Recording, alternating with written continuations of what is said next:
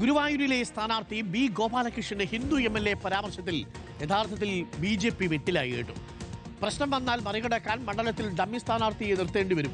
അത് BJP ഉറപ്പാക്കുന്നുണ്ട് എന്നുള്ളതാണ് വിവരം. പരാമർശം BJPക്കെതിരെ ആയുധമാക്കുകയാണ് LDFും UDFും.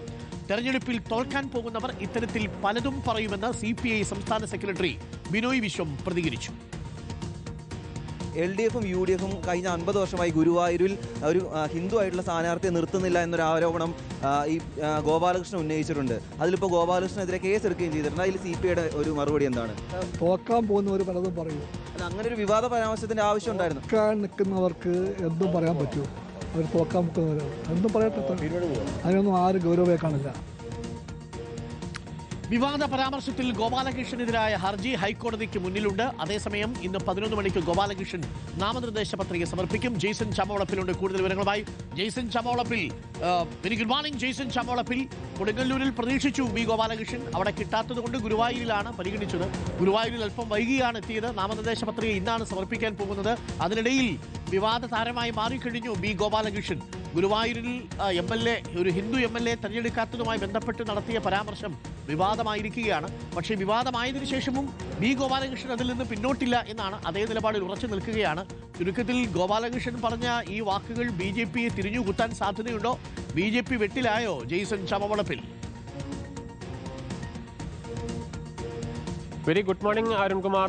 ഗോപാലകൃഷ്ണൻ വൈകിയെത്തിയതാണ്. പക്ഷേ വൈകിയെത്തി പെട്ടെന്ന് തന്നെ വിവാദങ്ങളിലേക്ക് കടന്ന് കളം പിടിക്കാനുള്ള ശ്രമമായിരുന്നു ഗോപാലകൃഷ്ണൻ. പക്ഷേ പറഞ്ഞ് അത് കേസിലേക്ക് എത്തിച്ചേർന്നതാണ് യാഥാർത്ഥ്യം.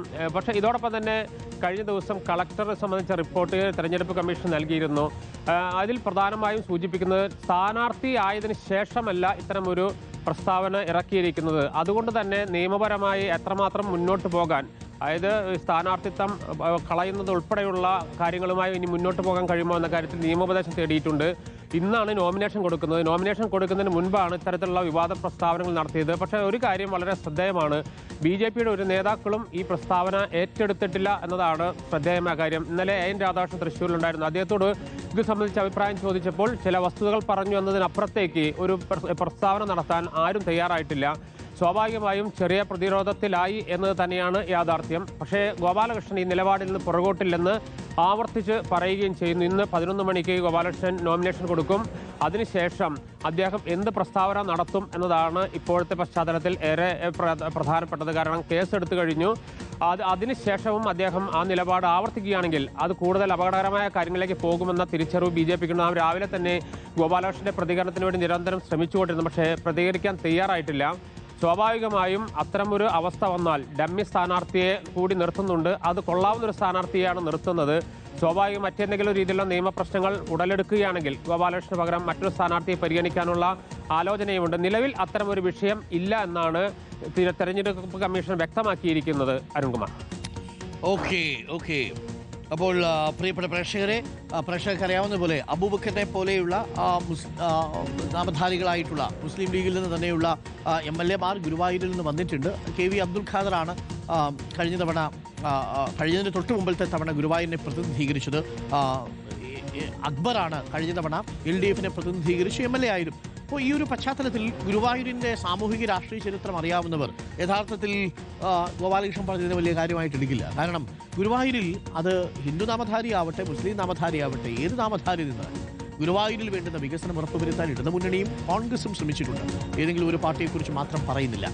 പക്ഷേ അവിടെ അത്തരമൊരു പരാമർശം ഒഴിവാക്കേണ്ടതായിരുന്നു. ഗുരുവായൂരിനുള്ളൊരു പ്രത്യേകത, ഗുരുവായൂരിലെ ജനങ്ങൾ ആ ഗുരുവായൂർ ക്ഷേത്രത്തെ കാണുന്നത് അവരുടെ സ്വന്തം ആരാധനാലയമായിട്ടാണ്. അവിടെ തീപിടുത്തമുണ്ടായ സമയത്ത് 1970 പ്രിയപ്പെട്ട പ്രേക്ഷകർ ഓർമ്മിക്കുന്നുണ്ടാവും. അന്നൊരു നവംബർ മാസമാണ് തീപിടുത്തം ഉണ്ടാവുന്നത്. ആ തീപിടുത്തമുണ്ടായി അന്ന് ഏകാദശിയൊക്കെ നടന്ന് നവംബർ 29-ാം തീയതി അർദ്ധരാത്രിയിൽ നട അടച്ചു. അവിടെ പോലീസ് വിളക്കായിരുന്നു അന്ന്. അത് കഴിഞ്ഞ് പിറ്റേ ദിവസം, അതായത് നവംബർ മാസം 30-ാം തീയതി അതിരാവിലെ 1:15 ഈ നടയുടെ തൊട്ട് മുന്നിൽ ആ വിളക്കുമാടത്തിന് തൊട്ടടുത്തൊരു തീ പടർന്നു പിടിക്കുകയും അത് വലിയ രീതിയിൽ അഗ്നിബാധയായിട്ട് മാറുകയും ഒക്കെ ചെയ്തു. ആ സമയത്ത് ശ്രീകോവിലിനുള്ളിലേക്ക് പോയി ആ വിഗ്രഹമൊക്കെ എടുത്ത് രക്ഷിക്കാൻ വേണ്ടി തന്ത്രിയൊക്കെ പോകുന്ന ഒരു രംഗമുണ്ട്. ആ സമയത്ത് തീ അണയ്ക്കാൻ വേണ്ടി നാട്ടുകാരെ തൊട്ടടുത്തുള്ള ക്രിസ്ത്യൻ പള്ളിയിലെ മണിയടിച്ചും തൊട്ടടുത്തുള്ള മുസ്ലിം പള്ളിയിലെ ഒരു മസ്ജിദിൽ നിന്ന് ബാങ്ക് വിളിച്ചുമാണ് വിശ്വാസികളെ കൂട്ടിയത്. അങ്ങനൊരു സാമൂഹിക രാഷ്ട്രീയ ചരിത്രമുണ്ട്, ഒരു മതേതര ചരിത്രമുണ്ട് ഈ ഗുരുവായൂർ എന്ന് പറയുന്ന പ്രദേശത്തിന്. അതുകൊണ്ട് ആ ഒരു പ്രദേശത്തെയോ ആ പ്രദേശത്തെ ഏതെങ്കിലും മനുഷ്യരെയോ ആരെങ്കിലും അധിക്ഷേപിക്കാൻ ശ്രമിച്ചാൽ അതൊന്നും ആ സമൂഹം അംഗീകരിക്കില്ല എന്നുള്ളതാണ്. ഗോപാലകൃഷ്ണൻ അങ്ങനെ പറയേണ്ടിയിരുന്നില്ല എന്നുള്ളതാണ്. മറ്റെന്തെല്ലാം വഴികളുണ്ട് തെരഞ്ഞെടുപ്പിൽ ജയിക്കാൻ. പക്ഷേ ഗുരുവായൂർ പോലെ ഒരു സ്ഥലത്ത് അങ്ങനെ ഒരു പ്രയോഗത്തിൻ്റെ ആവശ്യമേ ഉണ്ടായിരുന്നില്ല എന്നുള്ളതാണ് നമ്മളും മനസ്സിലാക്കുന്നത്. അതിന് നിയമപരമായ വഴിക്ക് പോകും. നാമനിർദ്ദേശ പത്രിക ഇന്നാണ് സമർപ്പിക്കുക. അതുകൊണ്ട് ഇതുവരെയും ഈ നിമിഷം വരെയും സ്ഥാനാർത്ഥിയായിട്ടില്ല.